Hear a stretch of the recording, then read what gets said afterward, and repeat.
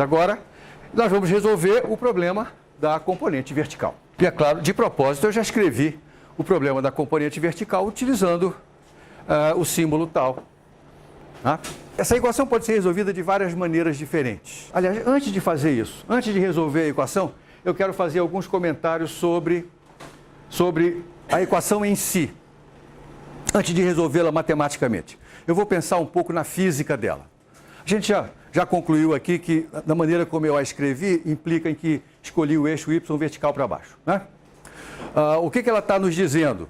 Vamos ver.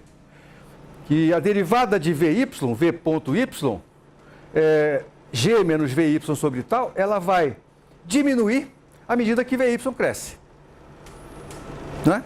Se, por exemplo, eu estou tratando de um movimento, pensa só na coordenada vertical, um movimento de queda, eu deixei o giz cair a partir da velocidade nula, a partir do repouso, Vy vai aumentando, significa que g menos Vy sobre tal vai diminuindo, v ponto y vai diminuindo. Verdade? Até que chega um ponto em que Vy crescendo, vai chegar um ponto em que esse lado direito se torna nulo. Então, se g menos Vy sobre tal for zero, significa que a derivada de Vy é zero. E o que significa isso, fisicamente? Significa que a aceleração, que é o v ponto y, é nula, e se a aceleração é nula, Vy vai ser, a partir daí, constante.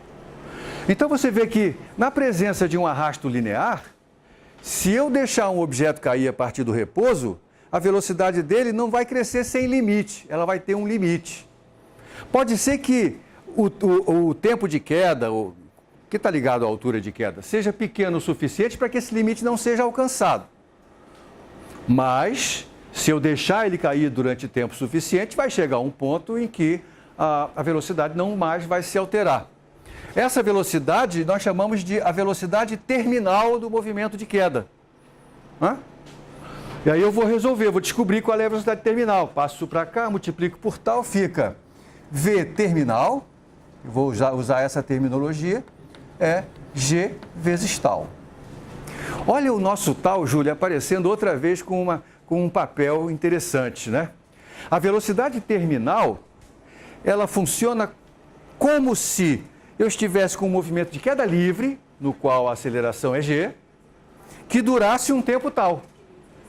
Na verdade, a queda dura um tempo indefinido, ou até infinito, se eu estiver soltando infinito é um pouco forte, mas muito grande, se eu estiver soltando de uma altura grande. Mas a velocidade nunca ultrapassa esse valor. E olha o tal jogando um papel relevante aqui. É isso que faz com que um paraquedas funcione, né? A rigor, a força de resistência do ar sobre um paraquedas não é linear. O número de Reynolds nessa situação é muito grande. Então, na verdade, é uma força quadrática. Mas nós vamos ver que a força quadrática também tem a mesma característica. Ela também está associada a uma velocidade terminal. Né? O que mais que eu quero destacar dessa física? Vamos ver aqui. Certo, se o meu Vy inicial é para baixo, então, essa mesma análise continua sendo verdadeira, né? Porque Vy vertical para baixo significa que esse termo aqui é positivo, verdade? E ele vai aumentando e, portanto, o V ponto y vai diminuindo também, chega a zero. Se o Vy inicial é para cima, o que vai acontecer? Aí vai ser negativo, porque eu orientei o eixo para baixo, então o Vy ser para cima vai dar um sinal negativo. Tem outro sinal negativo aqui. Então, olha só, esse lado direito vai ficar maior do que G. Não é? G mais uma coisa. Então, a aceleração é maior do que G. Só que a aceleração é para baixo. Não é verdade? Isso significa que a velocidade em y, que ela vai diminuindo à medida que esse bicho vai subindo, ela diminui mais depressa do que se não tivesse o arrasto. Mas isso é claro, porque agora a gravidade, o peso e o arrasto estão se ajudando. Então a força que está freando esse cara quando eu jogo ele para cima é maior do que o peso. E, portanto, não é surpresa que a aceleração resultante seja maior do que G. não é? Maior em módulo. Né? E ela aponta para baixo. Então ela é maior em módulo e maior numericamente mesmo, porque ela é um número positivo maior do que G. Bacana? Sim. Eu vou escrever isso aqui em termos de quem é o tal, né? O tal é M sobre B. Então isso aqui, ó, é MG sobre B, não é? Observe, portanto, que a velocidade terminal, porque ela depende do tal, ela depende da massa do objeto que cai. Claro, depende de B, que é o coeficiente de arrasto, que está ligado com a viscosidade do fluido. Então imagina Galileu, já ouviu falar nessa? Subindo na Torre de Pisa, com uma bola, uma esfera de metal e outra de madeira do mesmo tamanho. A Torre de Pisa, não é do primeiro andar do Instituto de Física, da Torre de Pisa, lá em cima, 80 e tantos metros de altura, não, sei lá, alto. Né? Aí ele solta as duas bolas. Qual que você acha que vai chegar primeiro no chão?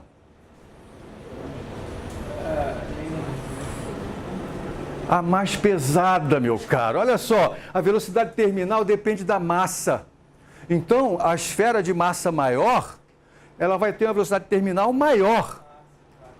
O que significa que ela vai andar mais depressa do que a outra, porque a Torre de Pisa é alta o suficiente para que o efeito da resistência já tenha se pronunciado de tal forma que os dois objetos já vão ter alcançado sua velocidade terminal.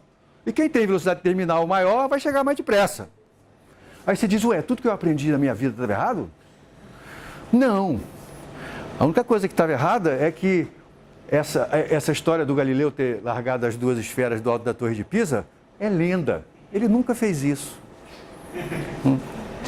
Ele disse que se eu subisse na Torre de Pisa e fizesse... Aí tinha lá todo um raciocínio que está incorreto. E ele, com isso, argumentou que os dois chegavam ao mesmo tempo. E, de fato, se ele deixa essa bola cair, as duas, do primeiro andar do estudo de física, a diferença entre os tempos de queda das duas é insignificante. E, de novo, com a precisão que ele tinha, era impossível determinar a diferença. Tá? Mas se soltar de uma altura alta, meus caros, vai ter diferença sim. Tá bom? Então, a sua intuição, quando você era pequenininho, não está tão errada como você imaginava. Depois você começa a estudar física e aí começa a pensar tudo errado. É brincadeira, é brincadeira.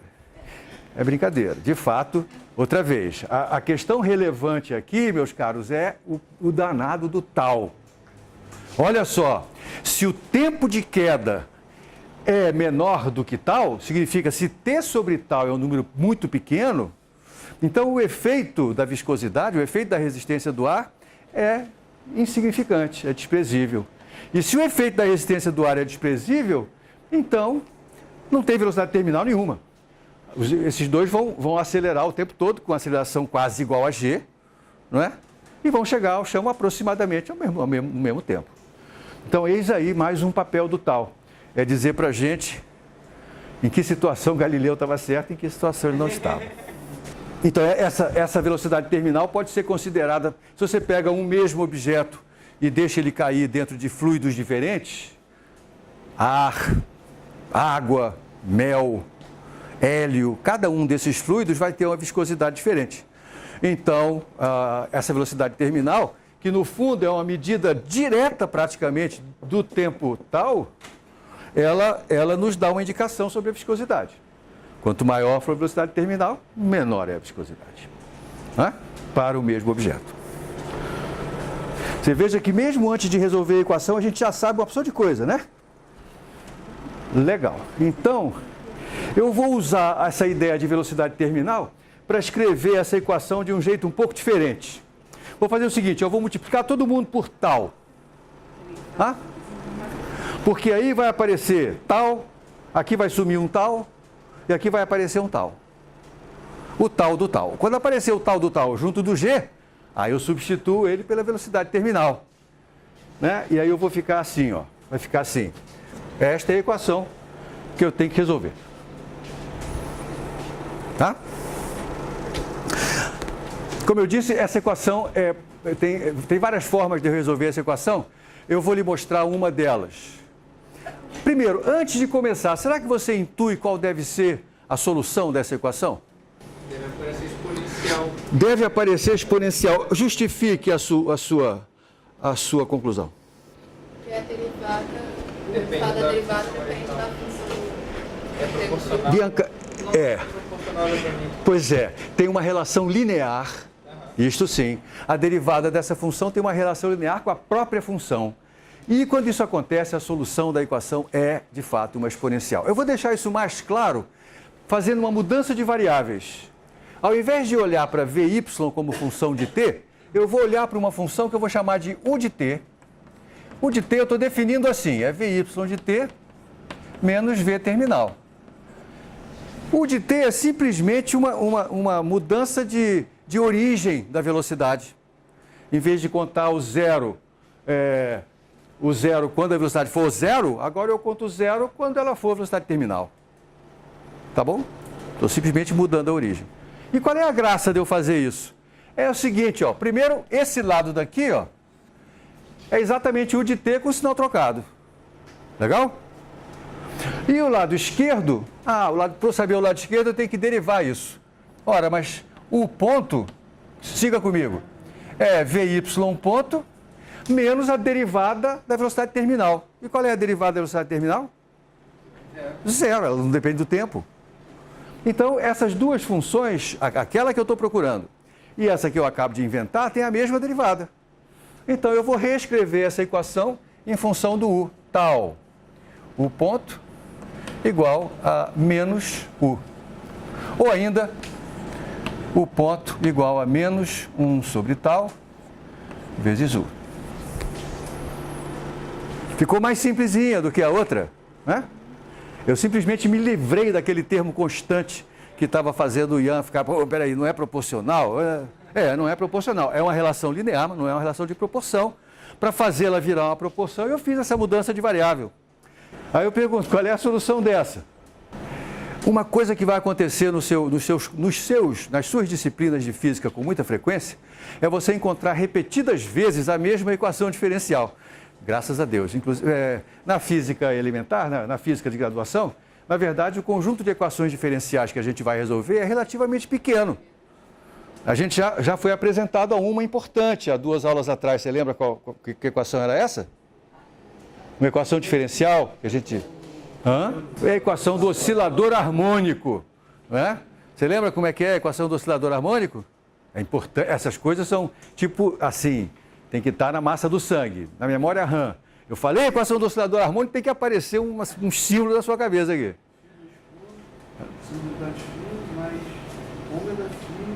Mais ômega quadrado, φ. Tem que ser um número positivo.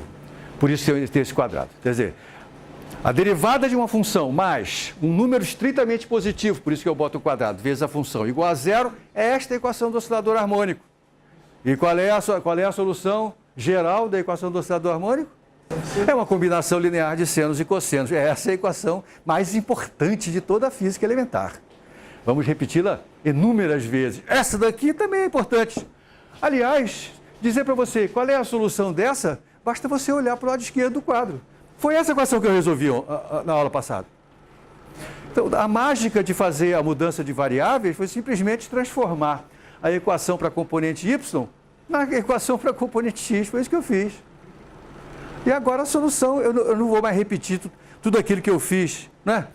Na aula passada. Lembra que eu fiz lá, passei tudo que era v para um lado, deixei t para o outro, integrei, mudei a variável de t para telinha, aí neguinho ficou... Eita, né? Não precisa mais, porque agora eu olho para ela, já sei a solução. Se eu não me lembrei, eu olho para cá e copio. Cadê ela? Está aqui, ó. Ó, estou copiando. U de t igual a U de zero é elevado a menos t sobre tal. Aqui está a solução. Estão satisfeitos? Felizes? Felizes com isso? Falta voltar, né? Então, a função que eu queria não era U, pô. O que eu queria era o V. E como é que eu volto para o V? Diz o outro. Volta, né? Como é que eu volto? Voltando. Está aqui, ó. Está aqui o que está do lado esquerdo. Vou escrever isso assim, né? Vy de t menos V terminal. E do lado direito, o que vai acontecer? Substitua t por zero, meu caro. Né?